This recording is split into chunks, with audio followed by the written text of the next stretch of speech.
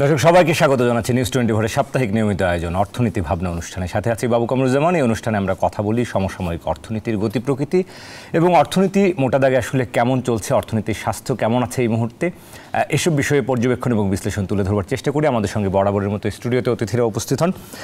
আজকে আমরা মূলত কথা বলতে চাই, আমরা জানি যে এই সময়ে অর্থনীতিতে সবথেকে আলোচিত যে বিষয়টি ছিল সেটি হচ্ছে ভ্যাট নিয়ে। আমরা দেখেছিলাম যে একটা বড় রকমের সেটির জনজীবনে কী প্রভাব পড়তে পারে তা নিয়ে সমালোচনা, মূল্যস্ফীতির চাপ তো রয়েছেই। মোটা দাগে সামষ্টিক অর্থনীতির একটু বিশ্লেষণ করতে চাই, আমরা স্বাস্থ্য বিশ্লেষণ করতে চাই। আজকে এমন একজনকে পেয়েছি যিনি একজন গবেষক, একজন অর্থনীতিবিদ, নিয়মিত গবেষণা কাজে যুক্ত থাকেন এবং এই অর্থনীতির আষ্টে পৃষ্ঠে আসলে তিনি জড়িয়ে আছেন। পরিচিত মুখ। আজকে আমাদের সঙ্গে রয়েছেন তৌফিকুল ইসলাম খান, জ্যেষ্ঠ গবেষক, সিপিটি। স্বাগত জানাচ্ছি তৌফিকুল ইসলাম খান। আমরা একটু শুরুতেই আজকে জনজীবনে ভ্যাটের প্রভাবটা নিয়েই শুরুটা করতে চাই। এই কারণে যে আমরা আপনাকে যদি বলি যে আমি নিজেও একজন ভোক্তা হিসেবে আমি দেখতে পাচ্ছি যে বিস্কিটের দাম, একটা বিস্কিট হয়তো আমার জন্য কিছু নয়, কিন্তু একজন সাধারণ রিক্সাওয়ালা বা একজন খেটে খাওয়া মানুষ, তিনি হয়তো একটু ক্লান্ত হয়ে ফিরছেন, তখন তার হয়তো একটা বিস্কিটের দোকানে গিয়ে একটা বিস্কিট খাচ্ছেন, বিস্কিট, কেক অথবা এই ধরনের পণ্যগুলো। এর পাশাপাশি আমরা দেখছি আচার, কৃষি প্রক্রিয়াজাত যে পণ্যগুলো রয়েছে, পোশাকের ক্ষেত্রে তো এখন 10% যেটি সেটি কার্যকর, কোথাও কোথাও সেটি নিয়ে দ্বন্দ্ব হচ্ছে ভোক্তাদের। কোথাও আগের 15% ছিল, সেটিকে আর তারা অ্যাডজাস্ট করতে পারেনি। আমরা দেখছি কিছু পণ্যে, কিন্তু বেশ কিছু পণ্যে সেটার একটা প্রভাব পড়তেও শুরু করেছে। তো সব মিলিয়ে আসলে এই ভ্যাটের প্রভাবটাকে আসলে কিভাবে দেখবেন যে এই সময়ে এসে, বিশেষ করে চড়া মূল্যস্ফীতির এই সময়টাতে, যদিও সরকার কিছু কিছু ক্ষেত্রে আমরা দেখেছি সমন্বয় করেছেন। এখানে দুটো বিষয় আছে। একটা হলো যে যেই লম্বা পণ্য এবং সেবার লিস্ট এটার ভিতরে ছিল, তার সবগুলোকে হয়তো আপনি একসাথে একই রকমভাবে দেখতে পারবেন না। কিছু পণ্য আছে আমরা ধারাবাহিকভাবেই কর বাড়াচ্ছিলাম, যেমন তামাকজাত পণ্য। এটা হয়তো স্বাভাবিকভাবে আগামী বছরে আসলে আরেক দফা বাড়ানো হতো, এটা আগে বাড়ানো হচ্ছে। হ্যাঁ, আমি মানে এটা নিয়ে খুব বেশি আপনি দেখবেন না যে সমালোচনার জায়গা হয়তো আছে, কিন্তু কিছু পণ্য আছে যে এটা কেন বাড়ানো হয়েছে আমরা জানি না। আপনি কিছু উদাহরণ দিয়েছেন, কিন্তু আপনি যদি চিন্তা করেন, আমি নিজেও ভোক্তা হিসেবে ফল কিনতে গিয়েও দেখেছি সেটার প্রভাব পড়েছে। হ্যাঁ, মানে আমদানিকৃত ফলের উপর তো পড়েছে। আমি যেমন আপনাকে বলি, ধরেন মোবাইল ফোনের ব্যবহার, হ্যাঁ, এখানে যে সম্পর্ক শুল্ক বাড়ানো হলো। এখন সম্পর্ক শুল্ক সাধারণত আপনি কী ধরনের পণ্যের উপরে দেন? সম্পর্ক শুল্ক সেই ধরনের পণ্যের উপর দেন যেটাকে আপনি ভোক্তাকে আপনি আসলে ডিসকারেজ করতে চান, আপনি চান না যে এটা ভোক্তারা ভোগ করুক। এখন মোবাইল ফোন বা ইন্টারনেট, এটা তো এখন প্রায় আমি বলবো যে অত্যাবশ্যকীয় পণ্যের মতন হয়ে গেছে সাধারণ মানুষের জন্য, বিশেষত দরিদ্র মানুষের। আমি খুব স্বাভাবিকভাবে বলি, ধরেন একজন রিক্সাওয়ালা, ঢাকা শহরে অনেক রিক্সাওয়ালা আছেন যারা আসলে অন্য জায়গা থেকে এসে একটা কিছু 2-3 মাসের জন্য এই সময়টায় কাজ করে যান। তারা তাদের পরিবারের সাথে যেই যোগাযোগ রক্ষার জন্য তারা হয়তো ব্যবহার করেন, তার হয়তো ছেলে মেয়ে আছে, তাদের খোঁজ খবর নেন, তাদের সাথে কথা বলেন। আগে তো এই সুযোগটা ছিল না। তো এই ধরনের জায়গা থেকে তারা একটা স্বস্তির ভিতরে থাকেন। তো এই প্রেশারগুলো কিন্তু তাদের উপরে পড়বে। এখন আপনি বলতে পারেন যে অবস্থাপন্ন মানুষের উপরেও তো আসলে একই রকম কর দেওয়া যায়। এখন এই করগুলো তো আর আপনি অর্থের আমার কতখানি আয় আছে সেইটার উপরে ভিত্তি করে তো আর দিতে পারবেন না। আপনি যে যতখানি ভোগ করবেন তার উপরে এটা কর হবে, সবার জন্য সমান। তো আপনি যদি সামর্থ্যবান লোকের জন্য কর আদায় বাড়াতে চান, আমি একদম খুবই বড়ভাবে স্বীকার করি যে সামর্থ্যবান লোকরা যথেষ্ট পরিমাণ কর দিচ্ছেন না। ইনফ্যাক্ট অনেক ক্ষেত্রে আমাদের ভোক্তারা কর দেন, এটা রাজস্ব যে কোষাগার আছে সেখানে পৌঁছায় না। তো সেই জায়গাটা ফাঁকি রোধ করতে গেলে আপনার আসলে তো উচিত ছিল হলো প্রত্যক্ষ কর বাড়ানো এবং কর ফাঁকি রোধের ভিতরে যাওয়া। কিন্তু এই ধরনের পদক্ষেপ যেটা এসছে সেইটাই আমি মনে করি যে এটা ঠিক হয় নাই। কারণ হলো যে এই ধরনের মূল্যস্ফীতি চাপে, দেখেন মূল্যস্ফীতিটাও ডিফারেন্ট, কিন্তু অন্য একটা বছর মতো না, 3 বছর ধরে অতি উচ্চ মূল্যস্ফীতি আছে। দ্বিতীয় যেটা আমি বলবো যে অনেক ক্ষেত্রে ধরেন আপনি বলতে পারেন যে বাড়িয়ে তো আবার কমিয়ে নেওয়া হলো, কিন্তু আমরা অনেকগুলো জায়গায় দেখছি যে এটা বাংলাদেশে হয় যে একবার যখন পণ্যের দাম বেড়ে যায় তখন এটা আর পুরোপুরি কমানো হয় না। বিশেষত আপনি যখন ভ্যাটের দামটা ওই পণ্যের মূল্যের ভেতরে ঢুকে যায়। তো এই ধরনের কিছু ইনসিডেন্টস আমরা দেখেছি আমাদের দেশের ভিতরে। এখনও ব্যবসায়িক এই ধরনের যে আচরণ, এটাকে আমি কী বলবো, শৃঙ্খলা বা এটার যে একটা সুশাসনের ভিতরে থাকবার কথা, এটা পুরোপুরি নাই। এবং ফলে এইটা কিন্তু অতিরিক্ত হারে বেড়েছে। এবং আমি যেই আলোচনাটা এসছে যে এটার ফলে সাধারণ মানুষের উপরে চাপ পড়বে না, এটার কোনো আসলে এভিডেন্স নাই। আমি যেটা বরং বলবো যে যারা এইবার কর বাড়িয়েছেন তারা আপনারা কিছু পণ্যের ভিতরে আপনারা যদি দেখেন যে সত্যিকার অর্থে কর কত বাড়ালেন, এবং আমরা যেটা সর্বোচ্চ মূল্য দেই কর অন্তর্ভুক্ত করে এমআরপি দাম যেটা আমরা বলি ম্যাক্সিমাম রিটেল প্রাইস, সেইটায় কত শতাংশ বাড়লো। আপনি অনেক জায়গাতেই দেখবেন যে যদি 5% বা 10% ভ্যাটের হার অ্যাডজাস্ট হয়ে থাকে, আপনার মূল্য বৃদ্ধিটা তার থেকে বেশি হয়েছে। সুতরাং এটা যে খুব জাস্টিফাইডভাবে ওইভাবেই বাড়ে তাও না। সুতরাং এই প্র্যাকটিক্যাল জায়গাগুলোকে বিবেচনা রেখে আসলে নীতি মানে পদক্ষেপটা নেওয়া উচিত ছিল। জি, আমরা একটু যদি আপনার কাছে বলি যে সরকার আসলে আমরা দেখেছি সবসময় যে পলিসি নেবার ক্ষেত্রে স্টেক হোল্ডারদের আলোচনা নিয়ে একটা অভিযোগ এর আগেও আমরা দেখেছি। এই ইন্টারিম গভর্নমেন্টের ক্ষেত্রে তো একটু ভিন্ন পরিবেশ, ভিন্ন পরিস্থিতি। মনে করেন কিনা যে 100টি পণ্য সেবার যখন বাড়ানো হলো, এটি কি চাইলে আসলে অর্ডিন্যান্স জারি করে দিলেই সেটি একটা স্বাভাবিক প্র্যাকটিস, নাকি এটি আসলে অংশীজনদের সাথে আলোচনার সুযোগ ছিল বা করা যেতেই পারতো?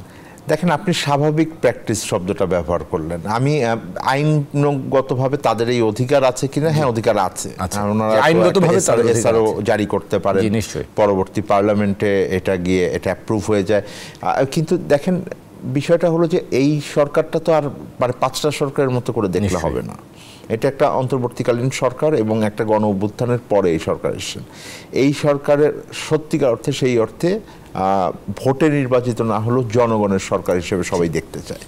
সুতরাং আগে যেই প্র্যাকটিসগুলোকে আমরা সমালোচনা করেছি, সেই একই প্র্যাকটিস যদি এখনও চলে তখন এটা ডিসকারেজিং হয়। মানে সেই আমলাতান্ত্রিকভাবে এটা আলোচনা করে নেওয়া হয়েছে, সত্যিকার অর্থে মানে সেইভাবে কোনো এভিডেন্স সামনে নেওয়া হয় নাই যে আমরা এটা হলে এই প্রতিক্রিয়া হবে, আমরা সেটা জানি না এটা করা হয়েছে কিনা। সুতরাং সেই একই প্র্যাকটিসের ভিতর দিয়ে সিদ্ধান্ত গ্রহণটাকে আমি মনে করি যে অনেকেই ব্যথিত হয়েছেন, এবং এইটা থেকে হয়তো একটা লার্নিংও আসবে সরকারের জন্য যে মানুষজনের এক্সপেকটেশন এবং যেটা সত্যিকার অর্থে আমরা যেই ধরনের একটা প্র্যাকটিস দেখতে চাই সেইটা যেন এই সরকার ফলো করে। কেন বলছি এটা, যে এই সরকারের পরেও কিন্তু আরেকটা হয়তো নির্বাচিত সরকার আসবেন, এবং আমরা গতানুগতিক যেই আমলাতান্ত্রিক প্রক্রিয়া কারোর সাথে বড় আগ পরিসরে আলোচনা এবং পরীক্ষা নিরীক্ষা ছাড়া সিদ্ধান্ত গ্রহণের কাজ দেখেছি। কারণ আগের সরকার আপনি দেখবেন অনেক সময় লবি করে কোনো একটা মানে কোম্পানির জন্য আলাদা করে এসআরও জারি করা হয়েছে। এই প্র্যাকটিসগুলো তো ভালো না। তো সেই ওনাদের উচিত যে এক ধরনের প্রতীকী শাসন ব্যবস্থাকে আগামী সরকারের জন্য তুলে ধরা। এইটাই আমাদের কিন্তু এক্সপেকটেশন, একটা নির্বাচিত সরকার আসবে যেন আমরা এই সরকারের যেই সিদ্ধান্ত গ্রহণ প্রক্রিয়া, তাদের ভেতর যে স্বচ্ছতা, জবাবদিহিতার প্র্যাকটিস, সেইটাকে যেন আমরা ব্যবহার করতে পারি। সংস্কার শব্দটা আমরা ব্যবহার করছি যে অনেকগুলো, সেটা শুধু আইন বা প্রশাসনিক কাঠামোর ভিতরে সংস্কার না, এই যে শাসন ব্যবস্থার যেই প্র্যাকটিসগুলো আছে, অনুশাসন আছে, এই অনুশাসনগুলোকে যেন আমরা পরবর্তী সরকারের কাছে তুলে ধরে বলতে পারি যে তারা যদি এটা সেই অর্থে ভোটে নির্বাচিত না হয়েও করতে পারেন, একটা ভোটে নির্বাচিত হয়ে আসা সরকার কেন এই প্র্যাকটিস করবেন না? জি, নিশ্চয়ই সেই চর্চা আমাদের করা উচিত। আমরা একটা প্রশ্ন সভাপতি থেকে আসলে করি, আপনার কাছে একটু জানতে চাইবো যে মোটা দাগে 6 মাস হতে চলছে অন্তর্বর্তীকালীন সরকারের, যদি একটু অর্থনৈতিক পুনর্গঠন, পুনরুদ্ধার বা সার্বিক মূল্যায়ন করতে বলা হয়, সেটি একটু আসলে আপনি কিভাবে মূল্যায়ন করবেন, যে পারফর্মিংয়ের জায়গায়, ফাংশনের জায়গায়? একটা বড় জায়গা আমাদের প্রথম চিন্তা করতে হবে যে ওনারা খুবই খারাপ পরিস্থিতির ভিতরে অর্থনীতি নিয়েছেন। মানে আমি যেমন বলি যে আমার জীবনকালে এতখানি চাপের ভিতরে অর্থনীতি ছিল কিনা, এইটা নিয়ে অনেক প্রশ্ন আছে। এবং এই অনেক ক্ষেত্রেই আগের শেখ হাসিনার আমলে কার্যক্রম চলেছে, তাতে এই অর্থনীতির প্রকৃত চিত্র বের হয়ে আসা সহজ হয়নি। তথ্য উপাত্ত যেমন এটাকে ঢেকে রাখা হয়েছে, অনেক রকম নিয়ম নীতি দিয়ে ঢেকে রাখা হয়েছে। যেমন আমি উদাহরণ দিয়ে বললাম ব্যাংকের যে পরিস্থিতি, বারবার আপনি রিশিডিউলিংয়ের যে সুযোগ দিয়ে আপনি আসলে সত্যিকার অর্থে ব্যাংকের যেই আর্থিক পরিস্থিতি এটাকে আপনি ঢেকে রেখেছেন। তো এখন আমি মনে করি যে একটা বড় বিষয় হলো যে আমরা যেই পরিস্থিতি ভেবেছিলাম, এবং আমরা অর্থনীতির শ্বেতপত্রের পরেও আমরা এটা পরিষ্কারভাবে দেখেছি, অর্থনীতির পরিস্থিতি আরও খারাপ আসলে। এবং এটা আরও সময় লাগবে এটাকে পুনরুদ্ধার। এটা হলো এক। কয়েকটি জায়গায় আমি মনে করি ইতিবাচক পরিবর্তন আমরা দেখেছি, যেমন ব্যাংক খাতে কিছুটা হলো শৃঙ্খলা, নতুন করে লুট হচ্ছে না, নতুন করে আমাদের পাচার হচ্ছে না, এবং এটা পুনর্গঠনও চলছে। আমার বৈদেশিক লেনদেনের ক্ষেত্রে কিছুটা শৃঙ্খলা ফিরে এসছে। আমি মনে করি যে এখনো এক্সপোর্ট তো অন্তত নাম্বারস আমরা যেগুলো দেখছি সেগুলো এখনো খুবই পজিটিভ, 12% গ্রোথ হয়েছে, এটা বেশ ভালো। তো সেই জায়গায় কিছু কিছু ইতিবাচক পরিবর্তন আছে, যেটা কতগুলো জায়গায় আবার চিন্তার জায়গা রয়ে গেছে এখনো। সেটা হলো এখনো আমরা মানে ব্যাংকগুলোর পরিস্থিতি আসলে অনেক খারাপ, এটা অনেক সময় লাগবে। প্রকৃত পরিস্থিতি কাজ যতখানি দ্রুততর হওয়া উচিত ছিল বলে আমরা এক্সপেক্ট করেছিলাম, হয়তো ততখানি হচ্ছে না, কিন্তু কাজ হচ্ছে। তো সেই জায়গাটায় মনোযোগটা থাকতে হবে এবং আসলে হয়তো অনেক কঠিন সিদ্ধান্তের ভিতর দিয়ে সরকারকে যেতে হবে, যেটা উনি পছন্দ। যেমন আপনি টাকা ছাপানোর কাজটা থেকে শেষ পর্যন্ত করতে হয়েছে, কারণ এটা ছাড়া তার কোনো উপায় ছিল না, কারণ জনগণের আমানতকে রক্ষা করার ক্ষেত্রে। কিন্তু অন্যদিকে যদি দেখেন মূল্যস্ফীতির বিষয়টা খুব বড় করে ভাবায়। আমার মনে হয় যে দুটো জায়গায় সরকারের এখন বড় করে নজর দিতে হবে বা ব্যর্থতার জায়গা রয়েছে। হ্যাঁ, একটা হলো আমি মনে করি যে স্বচ্ছতা, জবাবদিহিতা সিদ্ধান্ত গ্রহণের ক্ষেত্রে এইটাকে ওনাদের সামনে নিয়ে আসা উচিত। এখনো পর্যন্ত আমরা 6 মাসের ভিতরে সত্যিকার অর্থে আনুষ্ঠানিকভাবে অর্থনৈতিক চিত্র সরকারের পক্ষ থেকে উপস্থাপন হতে আমরা দেখিনি। বাজেট ব্যবস্থাপনা থেকে শুরু করে আমি মনে করি অন্যান্য ব্যবস্থাপনার ভিতরে এটা আসবে। সাধারণভাবে ধরেন মানে আমাদের যে মুদ্রানীতি আছে এটাও জানুয়ারি মাসের ভিতরেই এটা আসে, এই বছর বোধহয় এইটাও করা যাচ্ছে না। সুতরাং এই জায়গাগুলো একটু চিন্তার জায়গা এবং আমরা ওই মুদ্রানীতির দিকে তাকিয়ে থাকবো। এটা এক ধরনের সরকারের জবাবদিহিতা জনগণের কাছে, কারণ জনগণ সেই অর্থে একটা গণ অভ্যুত্থানের মাধ্যমে তাদেরকে দায়িত্ব দিয়েছেন। সুতরাং তাদের জবাবদিহিতা কিন্তু জনগণের কাছে, সুতরাং তারা তাদের সামনে তুলে ধরবেন পরিষ্কার করে, এইটা বড় বিষয়। দ্বিতীয় আমি বলবো যে একটু সমন্বয়ের প্রয়োজন আছে এবং অনেক ক্ষেত্রে হয়তো একজন আলাদা আলাদাভাবে প্রত্যেকে কাজ করছেন, কিন্তু অর্থনৈতিক পুনরুদ্ধারের কাজটি শুধুমাত্র অর্থ উপদেষ্টা বা শুধুমাত্র কেন্দ্রীয় ব্যাংক, শুধুমাত্র বাণিজ্য উপদেষ্টার হাতে আসলে না। সুতরাং একটা সমন্বিত অর্থনৈতিক পুনরুদ্ধারের ব্যাপারে পরিষ্কার আমার মনে হয় যে তাদের আর একটু একসাথে কাজ করতে হবে। আমি যেটা বুঝি সেটা হলো যে মানে প্রায় প্রত্যেকজন উপদেষ্টাই আছেন এখানে, অনেকগুলো মন্ত্রণালয় দেখছেন, গুরুত্বপূর্ণ মন্ত্রণালয় দিচ্ছেন, তাদের জন্য হয়তো এটা কষ্টকর হয়ে যাচ্ছে, কিন্তু তারপরেও অর্থনীতিকে খুবই গুরুত্বের সাথে সামনে রাখা উচিত, কারণ শেষ বিচারে জনগণের যেই স্বস্তির জায়গা, তাদের যে সমর্থনের জায়গা, এটা অনেক ক্ষেত্রেই অর্থনীতির উপর নির্ভর করবে। আর তৃতীয় বিষয় হলো যে সামনের দিনের প্রস্তুতিটা খুব গুরুত্বপূর্ণ। আমি মনে করি যে সামনে অন্তত কঠিন কাজ আসছে। একটা কঠিন কাজ তো হলো গ্রীষ্মকাল আসছে।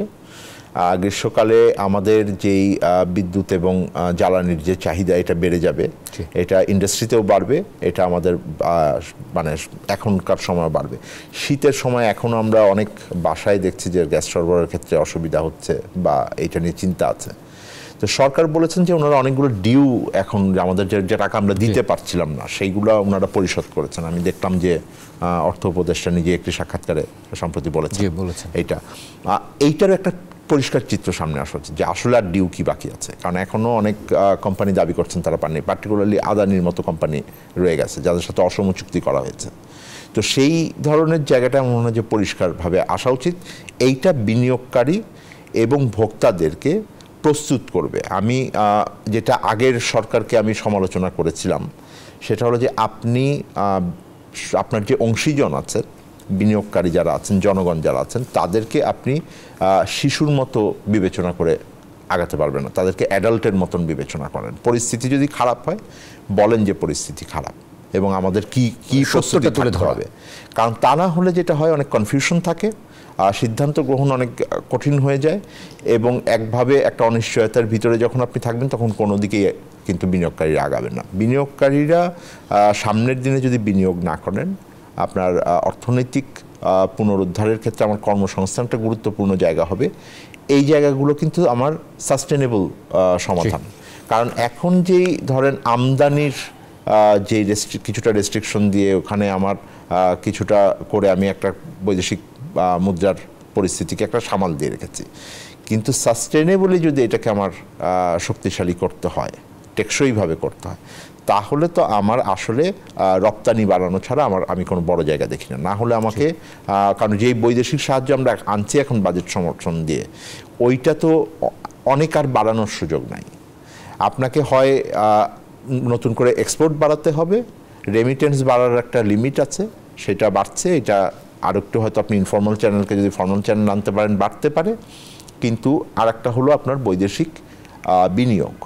সো বৈদেশিক বিনিয়োগ এবং রপ্তানি এই দুটোকে প্রাধিকার দিয়ে আপনাকে সামনের দিনে কিন্তু আমার এটা টেকসইভাবে এটা বাড়তে হবে। কারণ যেই আমদানির উপরে এক ধরনের অলিখিত যেই আমার নিষেধাজ্ঞা আছে বা ডিসকারেজ করা হচ্ছে, যেটা আমি মনে করি 3 বছর ধরেই চলছে, আগের সরকারও এটা ইম্পোজ করেছিল পরিস্থিতি যখন খারাপ হয়েছে, সেইটা দীর্ঘ সময় যদি কাজ করে তাহলে দেশের ভেতরের যে অর্থনৈতিক কর্মকাণ্ড আছে এটাই ব্যাহত হয়।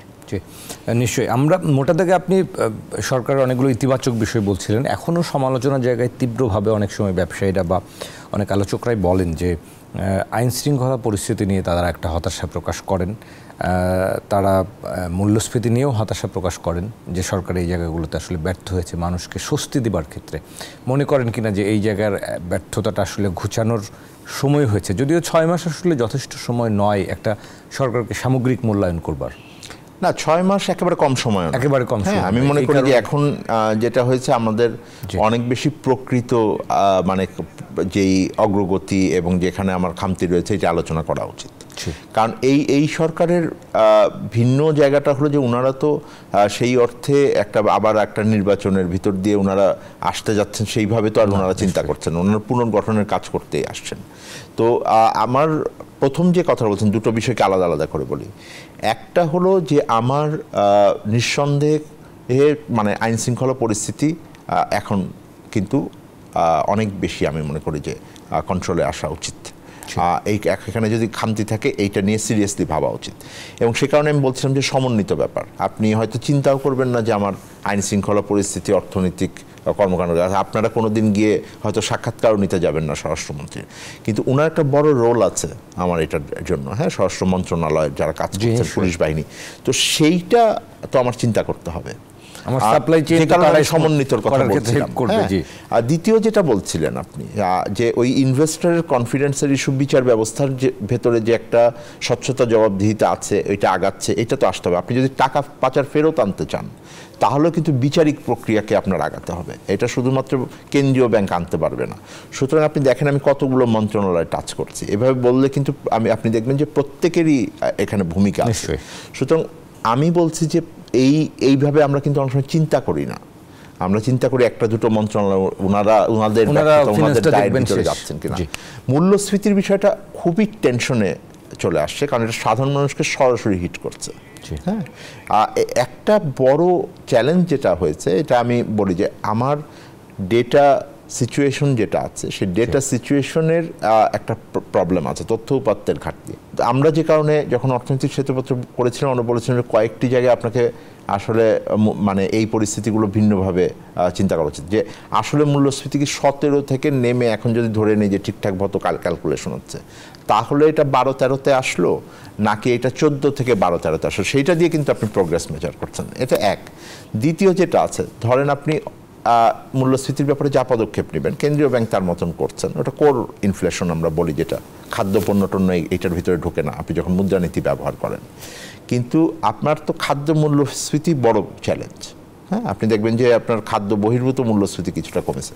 খাদ্য মূল্যস্ফীতি কমাতে হলে আমার সরবরাহ ব্যবস্থাটা ঠিক আছে কিনা এটা তো চিন্তা করার দরকার আছে। এবং এখন পর্যন্ত আপনি যদি আমার দেশে কৃষিজ উৎপাদন কি হলো এইটার যদি প্রকৃত একদম সত্য তথ্য না পান তাহলে তো মুশকিল। কারণ হলো যুক্তরাষ্ট্রের এগ্রিকালচার ডিপার্টমেন্ট যেটা আছে, কৃষি বিভাগ, ওনাদের হিসাব যেটা করছে বাংলাদেশের জন্য, ওনারা সারা বিশ্বের জন্যই করেন, তারা বলছেন যে একটা বড় আমার উৎপাদন লস হয়েছে।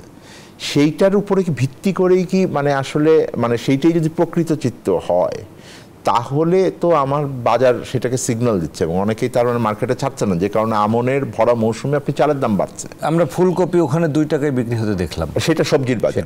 এখন সবজি ছাড়া কিন্তু এটা কমে নাই, চাল উইল বি ভেরি ইম্পর্ট্যান্ট। হ্যাঁ, না সেটাও তো অস্বাভাবিক, 2 টাকায় কেন বিক্রি করবেন কৃষক? সেটাই বলছি যে আপনি যখন কমে যাচ্ছে সেখানে তো আপনি প্রোটেকশন দিতে পারছেন না। সুতরাং এগ্রিকালচার অনেক ইম্পর্ট্যান্ট এবং এখানে আমরা তথ্যপাত্রগুলো ভালো নাই। তো ওই জায়গাটাতে আমি মনে করি যে যারা নীতি নির্ধারণী করছেন তাদের হাতে অন্তত আছে কিনা আমি তাও জানি না। সো এই জায়গাটা পরিষ্কার করা উচিত, কারণ এখন কিন্তু সরকার অলরেডি সিদ্ধান্ত নিয়েছেন যে কিছু আমদানি করবেন, কিছু হয়তো আসছে।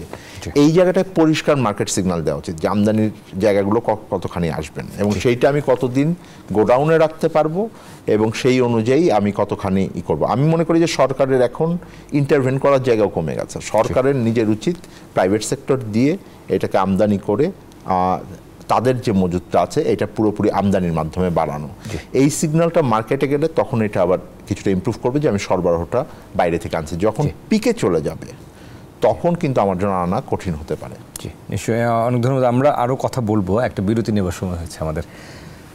দর্শক, অর্থনীতি ভাবনায় আমাদের সঙ্গে রয়েছেন সিপিডির জ্যেষ্ঠ গবেষক তৌফিকুল ইসলাম খান। আমরা কথা বলছি সমসাময়িক অর্থনীতি নিয়ে। অর্থনীতির আরও কথা বলতে চাই আমরা একটা বিরতির পর, আশা করি আমাদের সঙ্গে থাকবেন। দর্শক, আরও একবার স্বাগত জানাচ্ছি অর্থনীতি ভাবনায়। আজ সাথে আছি বাবু কামরুজ্জামান। আমরা কথা বলছি এই সময় অর্থনীতির স্বাস্থ্য আসলে কেমন আছে, অর্থনীতির গতি প্রকৃতি বিশ্লেষণ করবার চেষ্টা করছি। আমাদের সঙ্গে সিপিডির জ্যেষ্ঠ গবেষক তৌফিকুল ইসলাম খান আজকে স্টুডিওতে রয়েছেন। আরও একবার স্বাগত জানাচ্ছি তৌফিকুল ইসলাম খান। ধন্যবাদ। আমরা শুরুতে বিরতির আগে জনজীবনে ভ্যাটের প্রভাব নিয়ে একটা বিস্তর আলোচনা করছিলাম। সামগ্রিকভাবে সরকারের একটা মূল্যায়ন জানবার চেষ্টা করছিলাম 6 মাসে আসলে কেমন তাদের ফাংশনের জায়গাটা। সেখানে বেশ কিছু সমালোচনা, যেমন বলছিলেন যে এখনও কিছু চ্যালেঞ্জ রয়েছে, আবার একই সঙ্গে কিছু ইতিবাচক পরিবর্তন তো এসেছে। আমরা নতুন করে অর্থ পাচার যেহেতু বন্ধ করা গেছে, নতুন করে ব্যাংক খাতে লুটপাট হচ্ছে না।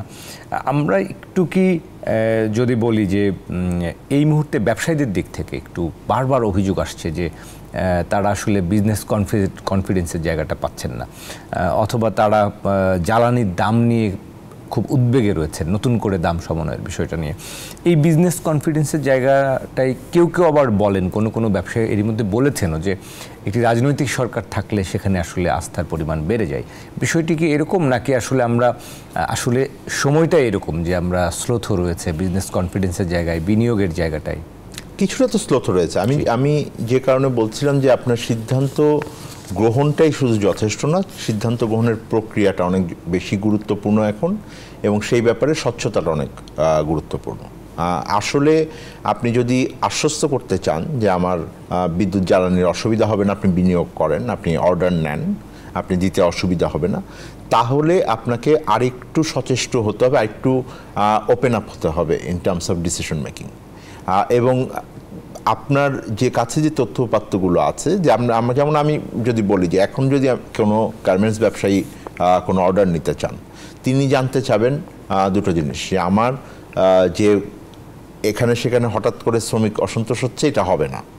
কারণ আরেকটা বড় বিষয় কিন্তু সামনে, কিন্তু যে চুক্তি করা হয়েছিল শ্রমিক উদ্যোক্তা এবং সরকারের ত্রিপক্ষীয় ব্যবস্থার ভিতরে, সেইগুলোর কিন্তু এখন বাস্তবায়নের সময় ঘনিয়ে আসছে, তাই না? অসন্তোষ বাড়ার এখন আপনি হতেই পারে আপনি সবাই পারবেন কি পারবেন না। সো আপনার এখন এই এনগেজমেন্টটা দরকার যে আমি এই আমার গ্যাসের মজুদ আছে, সামনের দিনে এই গ্যাস আসবে, আপনার ক্যাপটিভ পাওয়ারের সমস্যা হবে না, বা যারা সরাসরি গ্যাস ব্যবহার করেন তাদের উৎপাদনের সমস্যা হবে না। ফলে যোগাযোগটা অনেক বেশি গুরুত্বপূর্ণ, এবং পাইপলাইনে কি আছে এই ব্যাপারে ওনারা উন্মুক্তভাবে আলোচনা করা উচিত। শুধুমাত্র গুটি কয়েক ব্যবসায়ীকে যদি আপনি ডেকে এনে এই আলোচনাটা করেন, তখন এটা ফুললি সাকসেসফুল হয়তো নাও হতে পারে, কারণ অনেক সব ব্যবসায়ীকে এনে আপনি জানাতে পারবেন তা তো না। সুতরাং এই তথ্যপাত্র উন্মুক্ত করার যেই মানে পরিস্থিতি, এইটাকে আমার মনে হয় যে প্র্যাকটিস করা উচিত। সিমিলারলি আমি মনে করি যে একই রকমভাবে তাদের যে জায়গায় অসুবিধাগুলো আছে, যেমন একটা বড় আলোচনা সবসময় হয় যে বিনিময় হারের কী হবে। সো ওনারা কীভাবে প্রেডিক্ট করছেন, যে কারণে মুদ্রানীতিটা আমরা ওই জন্যই তাকিয়ে আছে যে আমরা খুবই ট্র্যাডিশনাল গত এরা 6 মাস আগে যে মুদ্রানীতি দেওয়া হয়েছিল ওইটার ফরম্যাটেই মুদ্রানীতি আসবে কিনা। যদি ওই একই ফরম্যাটে মুদ্রানীতি আসে, ওই একই ফরম্যাটে আপনি অর্থনৈতিক রিপোর্টিং অর্থ মন্ত্রণালয় থেকে করা হয়, তাহলে আসলে এটা চেঞ্জ নেই। একটা যে বিশেষ পরিস্থিতি আছে, আর সেই বিশেষ পরিস্থিতি অনুযায়ী যে আপনার তথ্য উপাত্ত এবং নীতির যে প্রেডিক্টেবিলিটি দরকার, সেইটা আমার মনে হয় সামনে আনা উচিত। এবং একই সাথে আমার মনে হয় যে অর্থনৈতিক পুনরুদ্ধারের ওই পথটাতে যদি কিছুটা সময় লাগে, সেটা যারা ইনভেস্টর আছেন তারা সেইভাবে তখন তাদের ডিসিশন মেকিংটা অ্যাডজাস্টমেন্ট করবেন। কিন্তু তাদের জন্য প্রেডিক্টেবিলিটি অনেক ইম্পর্টেন্ট, যেই কারণে তারা বলছেন যে নির্বাচনের সময়টাও হয়তো আগামী 2-3 মাসে একটা আরও স্পষ্টতর হবে, যখন রাজনৈতিক দলগুলোর সাথে ফেব্রুয়ারি মাসে আলোচনা শুরু করবেন বলেছেন। তো সেই জায়গা থেকে তখন হয়তো আর সময়টাও আরও চলে আসবে। সুতরাং আগামী 1-2 মাসের ভেতরে একটা হলো রাজনৈতিক সমঝোতার জায়গা হচ্ছে নির্বাচন কেন্দ্রিক এবং আমাদের যে রাষ্ট্রীয় কাঠামোর সংস্কারের জায়গা, কিন্তু অর্থনৈতিক সংস্কার এবং অর্থনৈতিক যে নীতি নির্ধারণের জায়গাটা, সেই জায়গাটায় আমার মনে হয় যে অনেক বেশি মনোযোগ আসতে হবে। এবং দেখেন অনেক সময় সংস্কার এতগুলো জায়গায় আলোচনা হচ্ছে, অর্থনৈতিক জায়গাগুলো একটু হারিয়ে যাচ্ছে। তো আমি মনে করি এগুলোকে বাইরে নিয়ে আসা উচিত রাজনীতির ভিতরে, কারণ রাজনৈতিক যে সংস্কারের আলোচনা ওখানে কিছু বিতর্ক থাকতে পারে। কেউ কোনো রাজনৈতিক দল বলতে পারেন আমরা এটা এখন করতে চাচ্ছি না, কেউ বলতে পারেন না আমরা এটা করতে চাচ্ছি। এটা খুবই স্বাভাবিক প্রক্রিয়া গণতন্ত্রে। কিন্তু অর্থনৈতিক যে সংস্কারগুলো আছে সেটা প্রয়োজন, সবাই স্বীকার করছে, সেইগুলো তো উচিত। যেমন আমার মতামত হলো যে আপনার যে দুর্নীতি দমন কমিশনকে শক্তিশালী করবার জন্য যে আলোচনা, সেইটাকে ওই জায়গা থেকে বাইর করে নিয়ে আসবেন কিনা, ওখান থেকে বের করে আপনি আলাদাভাবে আলোচনা করবেন কিনা, কারণ ওইটা তো এতখানি বিতর্ক হওয়ার উচিত না। ওখানে তো সকল রাজনৈতিক দলের ঐক্যমত্য হওয়া উচিত যে আমার দুর্নীতি দমনটা 0 টলারেন্স আমি দেখাবো এবং সেই অনুযায়ী আমি পদক্ষেপ নেওয়ার জন্য এটাকে শক্তিশালী করব। আপনার যেই রাজস্ব নীতির ক্ষেত্রে বা ব্যাংক পুনর্গঠনের ক্ষেত্রে যদি কোনো ধরনের সংস্কারের বিষয় থাকে, অর্থ পাচার রোধের ক্ষেত্রে বা অর্থ ফিরিয়ে আনার ক্ষেত্রে যেই সংস্কারগুলো লাগবে, সেইটার ব্যাপারে তো আমি মনে করি না যে ঐক্যমত্য অসুবিধা হবে।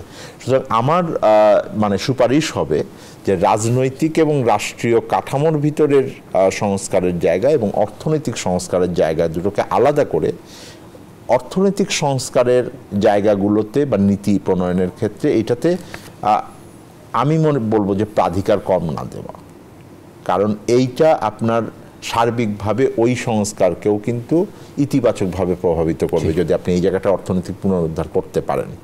কারণ এই সরকারের কাছে আমি একটা ছোট্ট উদাহরণ দিই, আমার অনেক মানুষের কাছেই যখন দিন শেষে এই সরকার ক্ষমতা হস্তান্তর করবেন, তাদেরকে যেভাবে বিচার করবে মানুষ, তার একটা বড় জায়গা হতে পারে যে ওনারা অর্থ পাচার বা অর্থ ফেরত আনার ব্যাপারে কতখানি সাকসেসফুল হয়েছেন, হ্যাঁ, অর্থ পাচার রোধের ক্ষেত্রে অথবা অর্থ ফেরত আনার ক্ষেত্রে। তো সেই জায়গাটায় কিছু পজিটিভ যদি আপনার প্রোগ্রেস না হয় এবং তার সাথে বিচারিক প্রক্রিয়া থেকে শুরু করে আমার যেই কেন্দ্রীয় ব্যাংক এবং অন্যান্য প্রতিষ্ঠান BFIU যারা এটার সাথে কাজ করেন, তাদের অগ্রগতি খুব ইম্পর্ট্যান্ট হবে। সুতরাং ওই ইন্ডিকেটরগুলো কিন্তু ইম্পর্ট্যান্ট। আমি জানি যে নির্বাচন সংস্কার ব্যবস্থা খুবই ইম্পর্ট্যান্ট। সুতরাং সরকারকে কিছুটা ওইভাবেও চিন্তা করতে হবে যে আমরা কিভাবে সমন্বিত এবং আবার আলাদা আলাদাভাবে আলোচনা করতে পারি। এখন যদি সবগুলো বিষয়কে আমরা একসাথে নিয়ে সংস্কারের সব কিছু একসাথে আসে, এইটা একটু রিস্কি হয়ে যাবে কিনা সেটা আমি ভাবছি। নিশ্চয়ই। আমরা বিনিয়োগের কথা বলছিলাম যে দেশি বিদেশি বিনিয়োগ, তো তারা তো সবসময় একটা স্থিতিশীল পরিবেশ চান এবং নীতির ধারাবাহিকতাটা চান। এখন এই পরিস্থিতিতে আসলে আমাদের বিনিয়োগ পরিস্থিতিতে কিছুটা স্লোত হবে, এটা স্বাভাবিক আপনি বলছিলেন। এরপরও আসলে আমরা জ্বালানির যে ক্রাইসিস, জ্বালানির যে আবার নতুন করে দাম সমনের কথা বলছেন, ব্যবসায়ীরা বলছেন তারা এক্সিট পলিসি প্রয়োজনে খুঁজবেন, এই ধরনের কথাও বাংলাদেশ ব্যাংকে গিয়ে বলেছেন। আমরা দেখেছি বাংলাদেশ চেম্বার সেখানে গিয়েছিলেন প্রতিনিধি দল, তারা এই ধরনের কথা বলেছেন। এটা কি আসলে ব্যবসায়ীরা সবসময় তারা আসলে আমরা দেখেছি যে ব্যবসায়ীরা একটা অভিযোগও থাকে যে ব্যবসায়ীরা সবসময় সংকটের কথা আসলে সামনে নিয়ে আসেন, চ্যালেঞ্জের কথা নিয়ে আসেন, মুনাফা হলে হয়তো তারা বলেন না, এরকম বিষয় নাকি আসলে এখন সত্যিকার অর্থেই জ্বালানির দাম সমন্বয় করা হলে সেটা আসলে সঠিক সময় নয় মনে করেন? না, বিভিন্ন চাপের ভিতরে যে আছে এটাতে তো কোনো সন্দেহ নাই। কিছুটা অনিশ্চয়তা আছে, বৈশ্বিক পর্যায়ে অনিশ্চয়তা আছে। হ্যাঁ, যুক্তরাষ্ট্রে ট্রাম্প প্রশাসন আসার পর ওনারা কি পদক্ষেপ নেন তার উপরে নির্ভর করবে। এটা কোনো কোনো ক্ষেত্রে বাংলাদেশের ডিমান্ড শিফটিং হচ্ছে অনেক রকম, জি হ্যাঁ, আপনার জন্য ইতিবাচক হতে পারে। হয়তো এমন আপনার প্রতিদ্বন্দ্বী কোনো দেশের প্রতি উনারা একটা পদক্ষেপ নেন, চীনের ক্ষেত্রে তখন হ্যাঁ আমাদের জন্য ইতিবাচক হতে পারে। আবার এইটাও আমাদের চিন্তা করতে হবে যে ওনারা কিন্তু শ্রমিক অধিকারের ক্ষেত্রে সেইটার কিন্তু আবার ব্যাপারে পদক্ষেপ নিতে পারেন, তখন আমার কিন্তু সেই প্রস্তুতিটা থাকতে হবে। যেটা মানে বিষয় হলো যে নীতি নির্ধারণের ক্ষেত্রে এটা খুবই চিন্তার জায়গা হলো যে আপনার সবাই তো যার যার পজিশন থেকে এটাকে বলবেন, ব্যবসায়ীরা তাদের স্বার্থের কথাই বলবেন, নীতি নির্ধারকের কাজ হলো উনি একটা নিরপেক্ষভাবে সামগ্রিকভাবে দেশের জন্য যেটা উপকার সেই সিদ্ধান্ত তারা নেবেন। সুতরাং এইটা নতুন চ্যালেঞ্জ তা না। যেখানে আমি মনে করি যে আমাদের বুঝতে অসুবিধা হয় সেটা হলো যে তথ্য উপাত্তের ক্ষেত্রে আপনি যদি স্বচ্ছতা জবাবদিহিতা না থাকে, ওই যে বিশ্বাসযোগ্যতা, যেমন আগের সরকারের প্রতি আমরা এটা তো স্পষ্টভাবে এখন বের হয়ে আসছে যে ব্যবসায়িক স্বার্থের কাছে এবং বড় বড় ব্যবসায়ীদের সমর্থন এবং স্বার্থে যেহেতু তারা টিকেছিলেন, তারা তাদের স্বার্থেই পদক্ষেপ নিচ্ছিলেন। তো সেইভাবেই আসলে বিষয়টা চিন্তা করা যায়। আমি মনে করি যে যেই বড় আকারে পরিবর্তন গ্যাসের একবারে চেয়েছেন দামে, এইটাও তো খুবই আমার কাছে খুবই অবাক লাগে শিল্পের জন্য একটা। এবং আসলে তো সত্যিকার অর্থে এই খাতের ক্ষেত্রে, বিদ্যুৎ এবং জ্বালানি খাতের ক্ষেত্রে যেই অনিয়ম এবং বিভিন্ন ধরনের আমি বলবো যে অসম চুক্তি আগের সরকার করে গেছেন, সেইটার ফল এখন কিন্তু অনেকাংশে আমরা নিচ্ছি। তো এটা খুবই স্বাভাবিক, কিন্তু ব্যবসায়ী থেকে শুরু করে আমরা ভোক্তা হিসেবেও তো এগুলো ব্যবহার করি।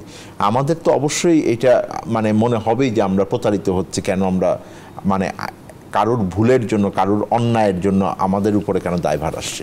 নিশ্চয়ই আমরা আরও কথা বলবো। আমাদের আরেকটা বিরতি নেওয়ার সময় হয়েছে। বিশেষ করে আপনি পাচারের বিষয়গুলো বলছিলেন, পাচার ফেরানোর ক্ষেত্রে আমাদের পদক্ষেপের বিষয়গুলো নিয়ে আপনার কাছে জানতে চাইব।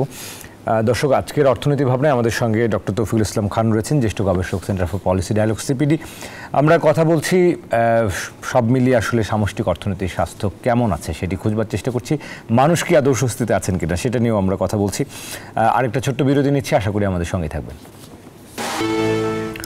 দর্শক, আরও একবার স্বাগত জানাচ্ছি অর্থনীতি ভাবনায়। আজকে আমরা কথা বলছি সমসাময়িক অর্থনীতির নানা বিষয় নিয়ে, বিশেষ করে জনজীবনে ভ্যাটের প্রভাব নিয়ে যে আলোচনা শুরু করেছিলাম, শেষ পর্যন্ত সামষ্টিক অর্থনীতি পর্যবেক্ষণ এবং বিশ্লেষণ তুলে ধরবার আমরা চেষ্টা করছি। আমাদের সঙ্গে তৌফিকুল ইসলাম খান রয়েছেন, জ্যেষ্ঠ গবেষক, centre for policy dialogue, CPD. আরও একবার স্বাগত তৌফিকুল ইসলাম খান আপনাকে। আমরা অনুষ্ঠানের শেষ ভাগে রয়েছি। সংক্ষেপে আর দু একটি বিষয় আপনাকে জানতে চাইবো আপনার কাছে। মোটা দাগে আমরা ইন্টারিম গভর্নমেন্টের একটা মূল্যায়ন আপনি করবার চেষ্টা করছিলেন, সেখান থেকে আমরা বিনিয়োগ, কর্মসংস্থানের যে পরিবেশ, সেখানে এখনও অনেক কিছু আসলে করবার আছে, অনেক চ্যালেঞ্জ রয়েছে আপনি বলছিলেন। আমরা একটু যেহেতু একটা বরাবরই আমরা দেখেছি যে বাজেট নিয়ে আমরা তো একই রকম গতানুগতিক একটা ধারা, বাজেট হচ্ছে উচ্চাভিলাষী একটা বাজেট, সেটার বাস্তবায়ন হার কমে যাচ্ছে, রেভিনিউয়ের একটা উচ্চাভিলাষী লক্ষ্য দেওয়া হচ্ছে, সেটা আমরা বাস্তবায়ন করতে পারছি না। এবার যেহেতু একটি পরিবর্তিত পরিস্থিতি এবং পরিবর্তিত সরকার, তারা নিশ্চয়ই অন্যভাবে ভাববেন আমরা আশা করব। এবারের বাজেটটা আসলে মোটা দাগে আপনার কাছে কী মনে হয় যে সেটি কেমন হওয়া উচিত? আমরা কি আবারও সেই বড় লক্ষ্যের দিকে যাব, নাকি আমাদের আসলে একটু মধ্যমেয়াদী চিন্তা করেও আসলে বাজেট হতে পারে? না, বড় লক্ষ্যে যাওয়ার আসলে সুযোগ নেই বাস্তবসম্মতভাবে যদি বলি। আমার মনে হয় যে সাম্প্রতিক সময় মাননীয় অর্থ উপদেষ্টা যেই সাক্ষাৎকার দিয়েছেন গণমাধ্যমে, সেখানেও আমার মনে হয় যে এটা উনি স্বীকার করেছেন। আমরা যেটা, এবং উনি বলেছেন যে অনেকেই আমরা যারা দাবি করেছি যে দ্রুত একটা সংশোধিত বাজেট প্রণয়ন করা, সেইটা করা ওনাদের জন্য কঠিন হয়ে গেছে, ওনারা এটা করতে পারেন নাই। কিন্তু কিছু কিছু জায়গায় দেখবেন আপনারা, ওনারা খরচ কমানোর কথা ভেবেছেন, ওনারা হয়তো রাজস্ব আদায়ের কথা ভাবছেন যে এটা আদায় হবে কিনা। আমি মনে করি যে প্রথম রাজস্ব আদায় পরিস্থিতির একটা সার্বিক বাস্তবসম্মত এই বছরের জন্য একটা প্রক্ষেপণ থাকা উচিত, এবং সেইটার ভিত্তিতে আমার অবশ্যই খরচের হিসাবটাও করতে হবে। কারণ আমরা এখন যে পরিস্থিতি আছে সেটাতে আর্থিক শৃঙ্খলা যদি রাখতে চাই, তাহলে আমাকে বাজেটে অনেক বড় ঘাটতি আমি নিতে পারবো না। আবার ব্যয়ের ক্ষেত্রেও যেহেতু আপনি রিলেটিভলি কম ব্যয় করতে চাবেন, বরাদ্দ দেওয়ার ক্ষেত্রে এই জন্য আমাকে প্রাধিকারগুলো ঠিক করতে হবে। তো সংশোধিত বাজেটটা হয়ে গেলে তার উপর ভিত্তি করে বাস্তবসম্মতভাবে আমার একটা আগামী বছরের বাজেট করা উচিত। যেমন আমি দু তিনটি আমার যে চাওয়ার কথা, এটা আপনাদের মাধ্যমে বলি। একটা, আমি মনে করি যে যেই সম্পদ সংগ্রহ হবে, রাজস্ব আদায়ের হিসাব হবে, সেইটাকে ওনারা আরেকটু ডিটেলে কি কি প্রক্রিয়ায় ভিতরে এটা করতে হবে, এই ব্যাপারে আরও সুনিশ্চিত পদক্ষেপ করতে হবে। এটার জন্য আপনি প্রয়োজনে এখনই জাতীয় রাজস্ব বোর্ড এবং তার বাইরে যারা রাজস্ব আদায় করেন তাদেরকে প্রস্তুতি নিতে বলেন যে আপনারা কোথায় এটা করতে পারবেন। এবং বড় আমি সেই জায়গায় পরিবর্তন দেখতে চাবো যে কর ফাঁকি রোধটা তারা বিশেষভাবে গুরুত্ব দিয়েছেন, এবং সেইটার জন্য এই পদক্ষেপ আমরা নিতে যাচ্ছি। হ্যাঁ, এবং এটা গতানুগতিক যেই ধরনের শব্দ আমরা আগে দেখেছি, যেটা আসলে কোনো বাস্তবায়ন হয় না, যেমন ইলেকট্রিক ফিসকাল ডিভাইস চলে আসবে এবং হবে, এইগুলো না। সত্যিকার অর্থে বাস্তবসম্মত, যার মাধ্যমে আমরা এটাকে তৈরি করতে পারবো। দ্বিতীয় যেটা আমি দেখব সেটা হলো যে আমার কোথায় আপনি খরচটা আপনি করছেন, এবং সেইটার ক্ষেত্রে আমি মনে করি যে সাধারণ মানুষের যেই স্বার্থগুলো আছে সেই স্বার্থগুলোকে আপনি সামনে রাখতে পারবেন। যেমন একটা বড় এখন কিন্তু আমরা চিন্তায় আছি যে সামাজিক নিরাপত্তার যে গতি এইটা কমে গেছে কোনো জায়গায়। আমাদের ট্রাক্সেল বন্ধ আছে এবং এটা উচ্চ মূল্যস্ফীতির ভিতরে যখন আপনার যথেষ্ট মজুরি বাড়ছে না, তখন এগুলো কিন্তু খুবই চিন্তার ব্যাপার। হ্যাঁ, এগুলো সাধারণ মানুষের জন্য অনেক কষ্টের ভিতরে। তো সেই জায়গাটায় মনোযোগ দেওয়া। আমি জানি যে ওই ক্ষেত্রে কিন্তু অনেকাংশেই আগের সরকারের সময় একটা বড় আকারে এটার যাদেরকে সিলেকশন করা হতো, তালিকায় যাদের নাম ছিল, এখানে অনেক দুর্নীতি আছে, ভুল আছে। এডিপিতে আমরা দেখতাম যে উন্নয়ন প্রকল্পগুলোর দিকে বেশি মনোযোগ ছিল। হ্যাঁ, তৃতীয় মানে না, আমি আসলে সামাজিক নিরাপত্তার কথা বলছি, যে ওইখানের যে তালিকা তৈরি করা হতো ভাতা এবং বিভিন্ন সুবিধা সেগুলোর জন্য, যেমন 1 কোটি পরিবারের যে তালিকা করা হয়েছে এটার মধ্যে বড় আকারে ভুল আছে, মানে ইচ্ছাকৃত দুর্নীতি এবং স্বজনপ্রীতি আছে। সুতরাং ওইটাকে ঠিক করেন। তৃতীয় আমি যেটা বলবো সেটা হলো যে প্রকল্প বাস্তবায়নের ক্ষেত্রে প্রাধিকারগুলোকে সামনে আনা, বিশেষত নতুন বরাদ্দ দেওয়ার ক্ষেত্রে আমি বলবো যে শিক্ষা বা স্বাস্থ্যের মতো জায়গাগুলোতে বরাদ্দ কিছুটা হলেও তারা অধিকাংশে বাড়িয়ে তারা এটা এক ধরনের দৃষ্টান্ত সৃষ্টি করে যাবেন পরবর্তী সরকারের জন্য যে এইভাবে এটা করা যায়। সো অনেক ক্ষেত্রে ওনারা এক্সাম্পল সেট করছেন, একটা হলো ইকোনমিক ম্যানেজমেন্ট করছেন, আর একটা হলো এক্সাম্পল সেট করছেন। আমার এই বিষয়গুলোকে খুব বড় করে আসতে হবে। একটা বড় আমাদের যেটা চিন্তার জায়গা হচ্ছে এই অর্থনৈতিক ম্যানেজমেন্টের ক্ষেত্রে এবং ওভারঅল সিদ্ধান্ত গ্রহণের ক্ষেত্রে, এটা খুবই আমলাতান্ত্রিক প্রক্রিয়ায় হচ্ছেন কিনা। সুতরাং এখনই আমার মনে হয় যে অর্থ মন্ত্রণালয়ের পক্ষ থেকে এটা ঘোষণা করা উচিত যে ওনারা কিভাবে বিভিন্ন অংশীজন এবং জনগণের সাথে আলোচনার প্রেক্ষাপট তৈরি করবেন, এবং তাদের যেহেতু স্বাভাবিকভাবে তো একটা মানে একটা স্বাভাবিক গণতান্ত্রিক পরিবেশ, একটা পার্লামেন্ট থাকতো, ওখানে একটা জবাবদিহিতা হতো, একটা সত্যিকার অর্থে গণতান্ত্রিক পরিবেশে সংসদ সদস্যরা প্রশ্ন করতেন বা এটাকে বিচার বিশ্লেষণের সুযোগ থাকতো, সেটা তো এখন নাই। কিন্তু সেই প্রক্রিয়াটায় যাওয়ার জন্য যে আমার আমলাতন্ত্র এবং যারা ক্ষমতায় থাকেন তারা খুবই স্বচ্ছন্দে রাজি হতে পারেন, এই দৃষ্টান্তটা ওনাদের সেট করা উচিত। সুতরাং আমি মনে করি যে ওই প্ল্যানটা ওনাদের ঘোষণা করা উচিত। ফেব্রুয়ারি মাসে আসলেই আসলে এই ধরনের বিষয়গুলো সামনে চলে আসবে, কারণ বাজেটের এখন চূড়ান্ত প্রস্তুতির জায়গাগুলো আসবে। কিন্তু আগের আমলাতান্ত্রিক বাজেট নির্ধারণী প্রক্রিয়া এইটা যে দেশের জন্য ভালো না, এইটা প্রমাণ করার সুযোগ এই অন্তর্বর্তীকালীন সরকারের কাছে আছে। কিন্তু কোথাও মনে হয় কিনা, আমার একটা রাজনৈতিক সত্যি আমি সবসময় এই প্রশ্নটা অতিথিদেরকে করি যে এই সরকারও আসলে শেষ পর্যন্ত আমলাদের ওপরই তাদেরকে নির্ভর করতে হচ্ছে, এবং এক ধরনের আমলাতন্ত্রের বলয়ের মধ্যেই তো তারা রয়েছেন। সেটি ভাঙা কতটা সহজ হবে? সহজ হবে না, আমি নিশ্চিত করে বলছি সহজ হবে না, এবং আমার ওনাদের প্রতি পুরোপুরি সহানুভূতি আছে। কারণ এই আমলাতন্ত্র কিন্তু গত 15 বছরে অভ্যস্ত হয়ে গেছেন ক্ষমতার একেবারে কেন্দ্রে থাকার জন্য, সব কিছু নিয়ন্ত্রণের ভিতরে রাখার জন্য। তাদের এই আচরণের পরিবর্তন খুব সহজে করা সম্ভব তা তো না, আপনি তো দিনে উল্টে দিতে পারবেন না। যে কারণেই যারা নেতৃত্বে আছেন, উপদেষ্টা পরিষদে আছেন বা নেতৃত্বে আছেন, তাদের একটা জোরালো মানসিকতা দেখাতে হবে। যেসব এখন আমলারা সচিব হয়েছেন তারা অনেকেই হয়তো সামনে 1-1.5 বছরের মধ্যে হয়তো রিটায়ারও করে যাবেন।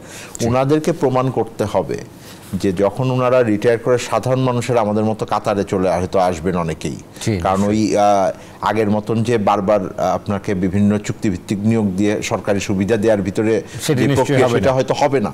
তো আপনি একটা এক্সাম্পল সেট করে যান আপনার পরবর্তী জীবনে যারা আসবেন তাদের জন্য, যে এই প্রক্রিয়াটার ভিতরে আসবেন। ফলে আমলাতন্ত্রকেও তার গোষ্ঠীর স্বার্থের বাইরে, যে তার হাতে ক্ষমতা চলে গেলে কিনা তার বাইরে দেখে দেশটাকে ভবিষ্যতে পুনর্গঠনের সুযোগ আছে নিশ্চয়ই, এবং সেই সুযোগটাই আমাদেরকে আসলে এখন কাজে লাগানোর সময়।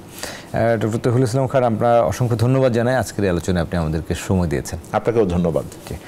আমরা আশা করব যে নিশ্চয়ই আমাদের একটা পরিবর্তনের আকাঙ্ক্ষা তৈরি হচ্ছে, এবং সেই পরিবর্তনটা ইতিবাচক পরিবর্তন হবে, এবং অর্থনীতিতে আপনি অনেকগুলো ইতিবাচক উদ্যোগের কথা বলছিলেন, সেটার সুফল আসলে নিশ্চয়ই বাংলাদেশ আসলে ঘুরে দাঁড়াবে, আমরা সেটাই আশা করি।